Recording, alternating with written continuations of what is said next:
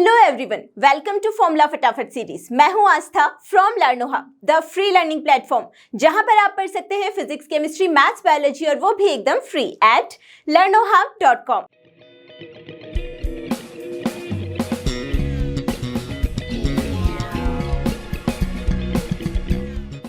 Formula फटाफट series में आज हम डिस्कस करने वाले हैं अपनी क्लास 11th की चैप्टर यूनिट्स एंड मेजरमेंट के सारे इंपॉर्टेंट फॉर्मूले। एंड आई होप कि इसके पहले आप इस चैप्टर का वन शॉट वीडियो और एनसीईआरटी सॉल्यूशन वाला वीडियो तो देख ही चुके होंगे। तो आज भी अपनी नोटबुक और पेन लेकर जल्दी से हो जाइए रेडी, क्योंकि आज हम साथ ही साथ डिस्कस करते हुए चलेंगे या फिर रिवाइज करते हुए चलेंगे इस चैप्टर के सारे इंपॉर्टेंट फॉर्मूले।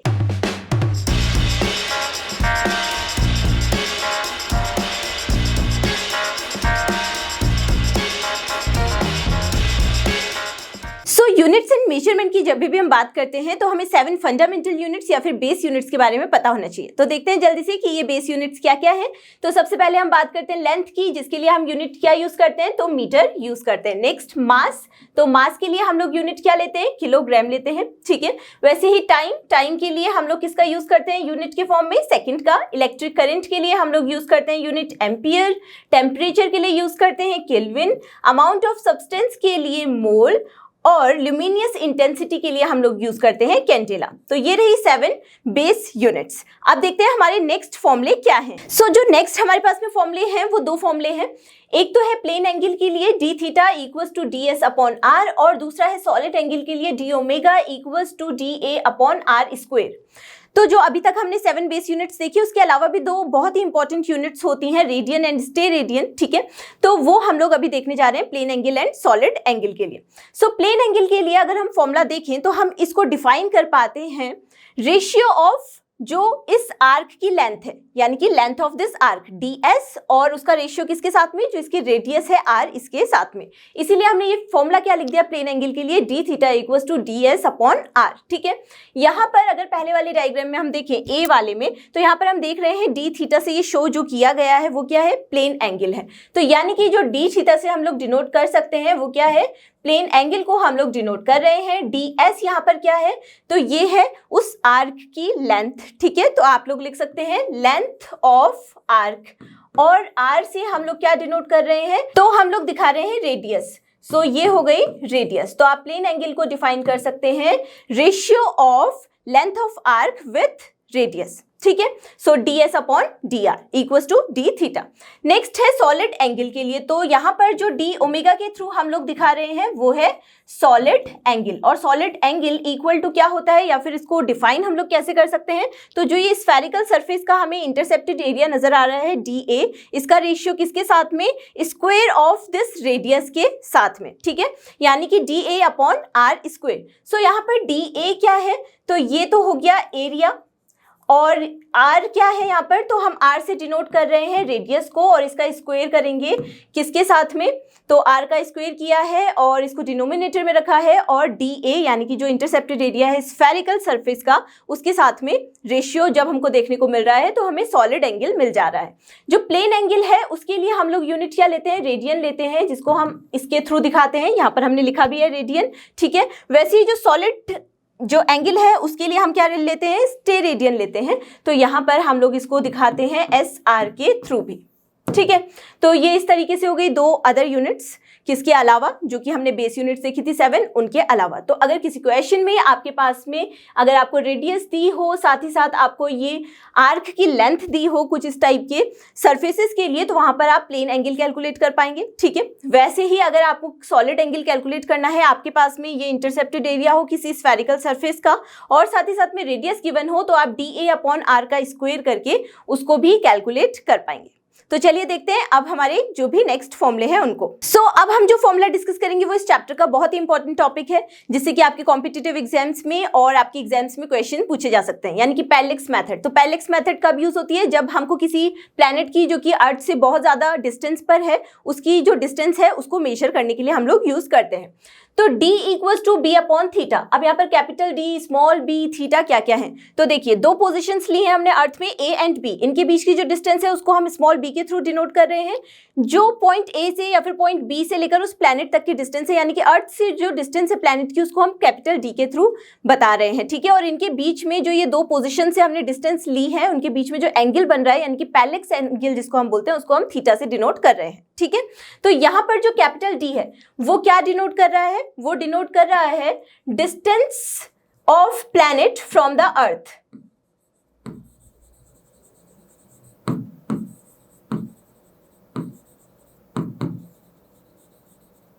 जो स्मॉल बी है वो क्या डिनोट कर रहा है? तो वो डिनोट कर रहा है distance between two positions on the earth. और थीटा तो हमको मालूम ही है कि ये क्या है, ये है पैरेलैक्स एंगल, ठीक है। तो अगर किसी क्वेश्चन में कहीं पर हम लोगों को डिस्टेंस बतानी है अर्थ से किसी प्लैनेट के लिए, तो हम लोग इजीली कैलकुलेट कर सकते हैं। अगर हमारे पास में जो दो पॉइंट्स हमने अर्थ में लिए हैं उनके बीच की जो डिस्टेंस है वो है, साथ ही साथ पैरेलैक्स एंगल की वैल्यू हमको दे दी गई है, तो हम उसको इजीली कैलकुलेट कर सकते हैं। या फिर अगर हमको इस कैपिटल डी की वैल्यू पता है, थीटा की वैल्यू पता है, तो हम इन दो पोजीशंस के बीच की जो डिस्टेंस है वो बता सकते हैं।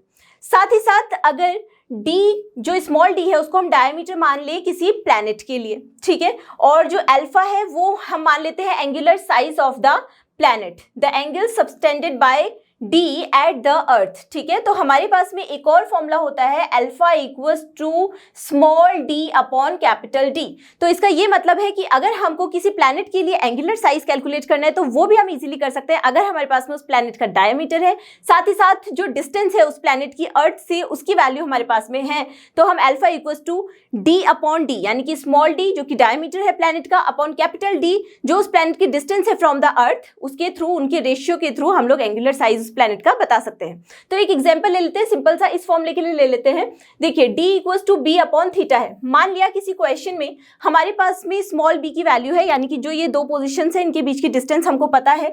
तो b इक्वल्स टू हम लोगों ने मान लिया कुछ हमको गिवन है इस तरीके से 2 × 10⁻11 मीटर्स, ठीक है।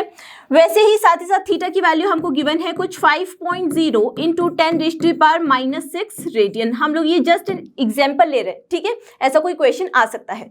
तो d इक्वल्स टू क्या हो जाएगा, हमारे पास में फॉर्मूला है b अपॉन थीटा।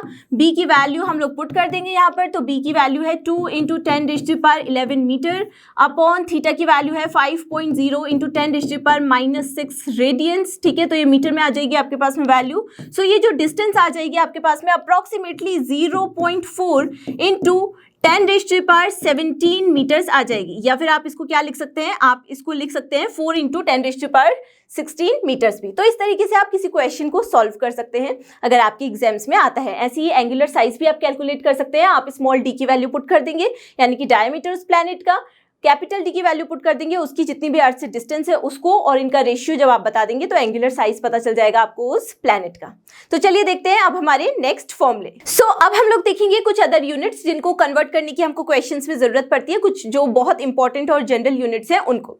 तो देखिए 1 फर्मी इक्वल्स टू होता है 10⁻⁻15 मीटर्स, ठीक है। तो अगर किसी क्वेश्चन में आपको कुछ फर्मी में वैल्यू दी गई है, 2 फर्मी, 3 फर्मी, आपको उसको मीटर में कन्वर्ट करना है, तो आप क्या करेंगे 10⁻⁻15 को मल्टीप्लाई कर देंगे, ठीक है। वैसे ही 1 एंगस्ट्रॉम, ये तो हम बचपन से ही करते आ रहे हैं, इक्वल्स टू क्या होता है 10⁻⁻10 मीटर्स, और उसके बाद आप उसको सेंटीमीटर में भी कन्वर्ट कर सकते हैं, या फिर जो भी क्वेश्चन में यूनिट पूछी गई है उसके अकॉर्डिंग आप उसको कन्वर्ट कर सकते हैं, ठीक है। वैसे ही 1 एस्ट्रोनॉमिकल यूनिट इक्वल्स टू, जिसको AU के थ्रू डिनोट करते हैं, वो इक्वल टू क्या होता है, वो होता है 1.496 × 10⁻11 मीटर।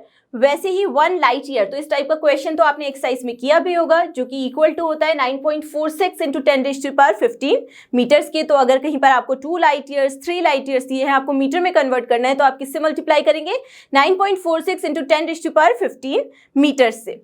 वैसे ही 1 पार्सेक इक्वल्स टू होता है 3.08 × 10⁻16 मीटर्स के। वैसे ही यूनिफाइड एटॉमिक मास यूनिट, यानी कि 1 यूनिट इक्वल्स टू क्या होता है 1.66 × 10⁻⁻27 किलोग्राम। तो ये कुछ यूनिट्स हैं जिनको हमें कन्वर्ट करने की जरूरत पड़ती है मीटर्स में, सेंटीमीटर्स में, किसी क्वेश्चंस में अगर हमको दिया गया हो तो उसके लिए, तो इनको भी हमको ध्यान में रखना जरूरी है। तो ये यूनिट्स एक बार आप अच्छे से रिवाइज कर लीजिएगा। अब देखते हैं हम अपने नेक्स्ट फॉर्मूले। सो नेक्स्ट फॉर्मूले जो हम डिस्कस करने वाले हैं वो है एरर से रिलेटेड, जो कि फिर से एक बहुत ही इंपॉर्टेंट टॉपिक है, ठीक है। और इससे रिलेटेड जो क्वेश्चंस है वो भी आपने एक्सरसाइज में सॉल्व किए हैं। देखिए, अगर हमारे पास में बहुत ढेर सारी न्यूमेरिकल वैल्यूज हमको दी गई हैं और वहां पर हमको अर्थमेटिक मीन कैलकुलेट करना है, तो जैसे हम नॉर्मली मैथमेटिक्स में करते हैं वैसे ही कैलकुलेट करेंगे। ए मीन इक्वल्स टू हो जाएगा summation of I equals to 1 to n A I upon N, यानी कि जितना भी, अब यहाँ पर हम इसको लिख लेते हैं, ये हम लोग क्या शो कर रहे हैं, ये है अर्थमेटिक मीन, ठीक है। और साथ ही साथ ए आई के थ्रू हम लोग क्या शो कर रहे हैं, तो जितनी भी न्यूमेरिकल वैल्यूज है उनका सम, तो ये है sum of all the numerical values. Like अगर हमको A1, A2, A3 and so on ऐसी बहुत ढेर सारी वैल्यूज दी गई हैं, तो उनके लिए हम इस तरीके से क्या कर सकते हैं, जो अर्थमेटिक मीन है वो कैलकुलेट कर सकते हैं या फिर एवरेज कैलकुलेट कर सकते हैं। जो स्मॉल n के थ्रू हम लोग दिखा रहे हैं वो क्या दिखा रहे हैं, टोटल नंबर, जितनी भी वो वैल्यूज हमको दी गई हैं उनका जितना भी काउंट है उसको हम लोग लिखेंगे, ठीक है। नेक्स्ट है हमारे पास में delta A mean equals to summation of I equals to 1 to n A I upon N. तो ये क्या है, ये है मीन एब्सोल्यूट एरर, ठीक है। और यहाँ पर हम लोग इसको कैसे कैलकुलेट कर पा रहे हैं, तो जितने भी टोटल हमारे पास में वैल्यूज होंगी, यानी कि जितने भी इंडिविजुअल एब्सोल्यूट एरर्स होंगे, अगर हम उनका समेशन कर देते हैं तो हमारे पास में मीन एब्सोल्यूट एरर हमको मिल जाता है। जैसे कि हमने यहाँ पर दिखाया गया है delta A1 plus delta A2 plus delta A3 plus and so on upon n, तो हम लोग मीन एब्सोल्यूट एरर इस तरीके से कैलकुलेट कर सकते हैं। नेक्स्ट है रिलेटिव एरर। तो रिलेटिव एरर इक्वल्स टू होता है डेल्टा ए मीन, यानी कि मीन एब्सोल्यूट एरर अपॉन जितना भी अर्थमेटिक मीन है, यानी कि ए मीन। तो डेल्टा ए मीन तो हमको पता है ये क्या है, ये है मीन एब्सोल्यूट एरर, और ए मीन भी हमको पता है कि ये क्या है, तो ये है अर्थमेटिकल या फिर अर्थमेटिक मीन, या फिर एवरेज भी आप जनरली बोल सकते हैं। अब जहां पर भी 100% आपको मल्टीप्लिकेशन में नजर आता है, तो इसका मतलब क्या है कि यहाँ पर जो डेल्टा ए से हम लोग नजर आ रहा है, ये क्या है, तो ये है परसेंटेज एरर। और इससे रिलेटेड ही क्वेश्चंस एग्जाम्स में पूछे जाते हैं, और ऐसे ही क्वेश्चंस आप लोगों ने ऑलरेडी सॉल्व भी किए होंगे, है ना। तो ये इक्वल टू होता है रिलेटिव एरर, यानी कि delta A mean upon A mean into 100% के। तो ऐसा ही क्वेश्चन परसेंटेज एरर से रिलेटेड हम लोग ले लेते हैं। मान लिया हमको एक क्वांटिटी दी गई है Q, so Q equals to हमको दिया गया है A² B upon C under root D। तो यहाँ पर अगर आपको इसके लिए परसेंटेज एरर कैलकुलेट करना है, मान लिया इनके लिए जो रिस्पेक्टिव रिलेटिव एरर्स हैं वो हमको गिवन है तब, ठीक है। तो यहाँ पर मान लिया हमको A के लिए, यानी कि डेल्टा A अपॉन A की वैल्यू हमको दी गई है 2%, ऐसे ही डेल्टा B अपॉन B की वैल्यू हमको दी गई है 1%, ऐसे ही डेल्टा C अपॉन C की वैल्यू मान लिया हमको दे दी गई है 1%, और ऐसे ही डेल्टा D अपॉन D की वैल्यू भी मान लिया हमको कुछ दे दी गई है 3%। तो अब आपसे बोला जा रहा है कि यहाँ पर इसके लिए हमको Q में परसेंटेज एरर बताना है, कितना होगा। तो हम क्या लिखेंगे, हम लिख सकते हैं delta Q upon Q into 100%, क्योंकि हमको परसेंटेज एरर बताना है। ये इक्वल टू किसके हो जाएगा, तो क्वांटिटी क्या है, ये है। तो यहाँ पर जितना भी इनकी पावर का कोएफिशिएंट होगा, यानी कि A की पावर में क्या है 2 है, तो 2 इंटू जितना भी रिलेटिव एरर है, यानी कि delta A upon A plus B की पावर में 1 है, तो यहाँ पर हम लोग डायरेक्टली लिख सकते हैं delta B upon B plus, अब देखिए यहाँ पर चाहे डिनोमिनेटर में हो चाहे न्यूमरेटर में हो, हमेशा प्लस का ही साइन आएगा जब परसेंटेज एरर यहाँ पर हम कैलकुलेट कर रहे होंगे, तो ठीक है। सी के लिए हम लोग क्या लिख सकते हैं, डेल्टा C अपॉन C, और डी के लिए हम लोग क्या लिख सकते हैं, तो ये अंडर रूट डी है, यानी कि डी की पावर 1/2 है, तो ये हो जाएगा 1/2 into delta D upon D। अब यहाँ पर वैल्यूज पुट कर लीजिए। तो यहाँ पर अगर हमको परसेंटेज एरर कैलकुलेट करना है, तो 2 into delta A upon A यानी कि 2%, plus delta B upon B यानी कि 1%, plus delta C upon C यानी कि 1%, plus 1/2 into delta D by D यानी कि 3%। तो इसको जल्दी से सॉल्व कर लीजिए। ये हो गया 4% प्लस 1 प्लस 1 2%, प्लस ये हो जाएगा आपके पास में 3/2 इतना परसेंट। तो आपके पास में कितना आ जाएगा, ये हो गया 2 4 ज़ा 8, 2 2 ज़ा 4, 8 प्लस 4 12 प्लस 3 15/2%, या फिर आप इसको पॉइंट में भी लिख सकते हैं अगर लिखना चाहें तो। ये हो जाएगा आपके पास में 7.5%। तो इस तरीके से कुछ आप लोग कैलकुलेट कर सकते हैं। अगर किसी क्वेश्चन में आपको परसेंटेज एरर या फिर आपको रिलेटिव एरर पूछा गया हो, आपके पास में मीन एब्सोल्यूट एरर की वैल्यू हो, अर्थमेटिक मीन की वैल्यू हो, तो आप लोग इजीली कैलकुलेट कर सकते हैं। तो चलिए अब देखते हैं हमारे नेक्स्ट फॉर्मूले क्या क्या है। सो इस पूरे के पूरे चैप्टर में डायमेंशंस का बहुत ज़्यादा रोल है, क्योंकि हम बात ही यूनिट्स एंड मेजरमेंट की कर रहे हैं। हम हर एक क्वेश्चन में वो डायमेंशनली करेक्ट है, इनकरेक्ट है, ये सब चेक करते हुए आए हैं। तो यहाँ पर हम लोग कुछ एग्जांपल्स ले रहे हैं जिनके थ्रू हम लोग देख सकते हैं कि कोई भी अगर हमारे पास में क्वांटिटी है तो हम उसके लिए जो डायमेंशंस हैं वो किस तरीके से लिख सकते हैं। ठीक है, तो देखिए सबसे पहले हमने एग्जाम्पल लिया है वॉल्यूम के लिए। सो वॉल्यूम इक्वल्स टू क्या होता है, लेंथ का क्यूब होता है। अब लेंथ का क्यूब का क्या मतलब है, तो इसका ये मतलब है कि यहाँ पर अगर हम लोग इसको डायमेंशंस के फॉर्म में लिखना चाहें तो हम कैसे लिख सकते हैं, तो यहाँ पर क्योंकि मास तो क्या है 0 ही है, तो ये हो गया m0 L3 यानी कि लेंथ का क्यूब हो गया। ठीक है, और T0 क्योंकि यहाँ पर सेकेंड्स या फिर टाइम के बारे में तो कुछ बात ही नहीं हुई, केवल और केवल लेंथ का क्यूब है, इसलिए हमने इसको इस तरीके से लिख लिया। वहीं अगर हम बात करें स्पीड या फिर वेलोसिटी की, तो फिर ये क्या होता है, इसके लिए हम लोग यूनिट लेते हैं बेसिक जो SI यूनिट के अकॉर्डिंग मीटर पर सेकेंड। यानी कि इसका ये मतलब है कि यहाँ पर लेंथ भी है और यहाँ पर टाइम भी है, लेकिन यहाँ पर मास नहीं है, तो हम इसको कैसे लिखेंगे m0 L1 T-1, क्योंकि सेकेंड क्या है, यहाँ पर सेकेंड का इनवर्स है, सेकेंड की पावर -1 है, डिनोमिनेटर में है इसीलिए। ठीक है, तो यहाँ पर क्या हो गया T-1।